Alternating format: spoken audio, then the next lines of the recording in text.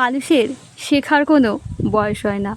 মানুষের যদি ইচ্ছে থাকে আর মানুষ যদি যে কোনো কাজের প্রতি যত্নশীল হয়, তাহলে যে কোনো বয়সে মানুষ যে কোনো কাজ নতুনভাবে শিখতে পারে।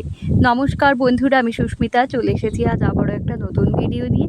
আজ একটা রান্নার রেসিপি নিয়ে এসেছি। ঝিঙে, পেঁপে, আলু আর পনির দিয়ে আজকে একটা সবজি বানাচ্ছি। তো এখানে পনিরটাকে প্রথমেই কড়াইতে ভাজতে বসিয়ে দিয়েছি। 100 গ্রাম পনির নিয়েছি। আর এখানে সমস্ত সবজিগুলোকে কেটে ভালো করে ধুয়ে জল ঝরিয়ে রেখে দিয়েছি।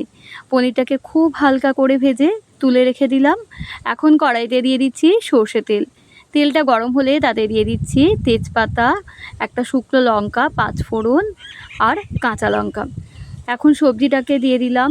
ভালো করে একটু লবণ আর হলুদ দিয়ে কষিয়ে নেব। লবণটা দেওয়ার সাথে সাথেই ঝিঙে থেকে জল বেরিয়ে গেছে। ঝিঙে থেকে প্রচুর পরিমাণে জল বেরোয়। তো এখন হচ্ছে ওপর থেকে একটা ঢাকনা দিয়ে রেখে দেবো মিনিট 5 মতো। তাহলে সবজিটা বেশ কিছুটা সেদ্ধ হয়ে যাবে। যেহেতু পেঁপে দেওয়া আছে, সেদ্ধ হতে একটু টাইম লাগবে। এখন 5 মিনিট পর আবার ঢাকনাটা খুলে দিলাম।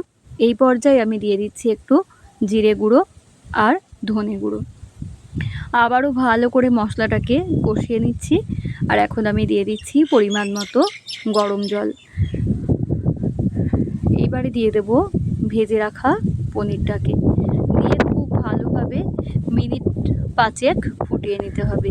যেহেতু ঝিঙে থেকে জলটা বেরিয়েছিল আর কিছুক্ষণ ঢাকা দিয়ে রেখেছিলাম, ওখানেই সবজিটা প্রায় অর্ধেকটা সেদ্ধ হয়ে গেছে। এখন মিনিট 5 পরে অল্প সামান্য একটু চিনি দিয়ে দিলাম। তোমরা চাইলে চিনিটাকে অ্যাভয়েডও করতে পারো, কিন্তু নিরামিষ রান্না যেহেতু একটু মিষ্টি দিলে কিন্তু বেশ ভালোই হয়। সবজিটা এখানে আমার হয়ে গেছে। কেমন লাগলো আজকে ভিডিওটা অবশ্যই কমেন্টে জানিও। দেখা হবে আবারও তোমাদের সাথে পরবর্তী একটা ভিডিওতে। সকলে ভালো থেকো, সুস্থ থেকো, আনন্দে থেকো। টাটা।